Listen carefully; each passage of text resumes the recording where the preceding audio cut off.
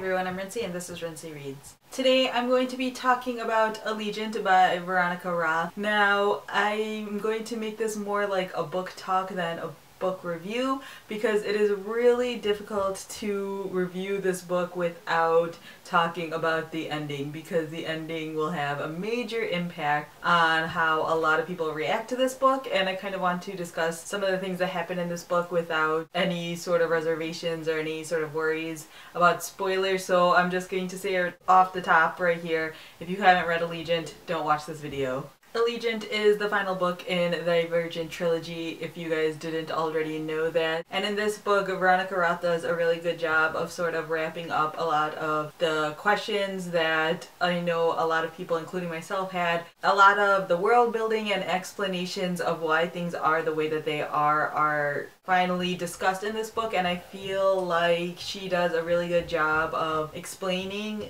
things while also making it clear of why she had to wait so long to explain things. I had my guesses going into it about what was going to happen. This one is told from a dual perspective, so you go back and forth seeing between Triss's point of view and Tobias's point of view, and that right away was a key indicator to me that something was going to happen to Triss or Tobias, and I was leaning more towards Triss, because if something happened to Tobias, you could still get the effects of it once he had passed away through Triss, but instead it was Triss who ends up dying at the end of this book, and I feel like the dual narrative sort of gives that away, because in every other book we see things only from Triss's point of view, and so I think that is part of the reason why I didn't hate this book quite like so many other people did, or at least have such a strong negative reaction to this book. Another reason is probably because I wasn't quite as invested in this series as I was with, say, Harry Potter or The Hunger Games. Those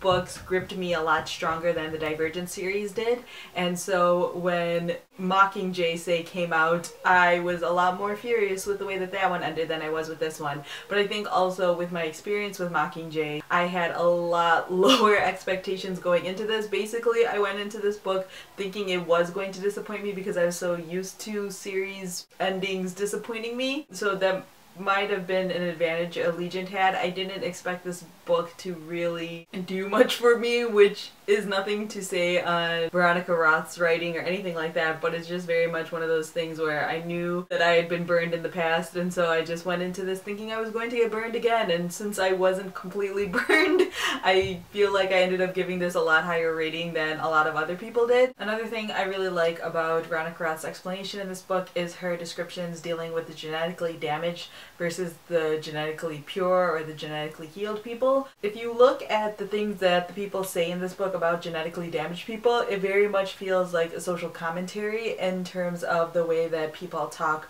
about race and poverty, at least in this country. A lot of the characters who are in this book who are genetically damaged are looked at as being lesser. They say that they are genetically disposed to creating crime and having problems and not doing as well. And the thoughts of a lot of the genetically pure in this book are that the damaged are lesser and that they can't achieve as much, and that it might be better to just get rid of them, as opposed to really seeing the worth in all people and giving them the chance to succeed and not just limiting them to certain things. So I feel like that whole area of the book I absolutely loved, and you could definitely see the potential of someone like analyzing this book, comparing it and contrasting it to the things that people say about people in our world today. It almost makes me want to do something like that, but it also made me wish that this series as a whole had more of that, that this whole idea was brought in a lot earlier in the series, so that way this could be explored a lot more. I mean, I understand obviously why everything happened the way that it did, but I just wish there was more of that in this series as opposed to, say, Triss and for going back and forth about whether or not they're boyfriend and girlfriend. Now, that's not to say that I loved everything about this book. I think that the way the death scene with Triss was written was kind of poorly done, and I felt like the ending was kind of poorly done, but I feel like, again, I had really low expectations when it comes to endings now, because I feel like a lot of times authors aren't able to really finish things off the way that they start them, because they start things off so strongly at the beginning of a series, and then at the end they just kind of need to finish. So I think that's another way I sort of justified the ending in this book. In the end, I gave this a 4 out of 5 stars because I still really enjoyed this book. I flew through it because I wanted to know what would happen without getting super spoiled by the internet. But mostly I just want to talk to you guys about this book. If you have read this already, please leave your comments down below letting me know what you guys thought of it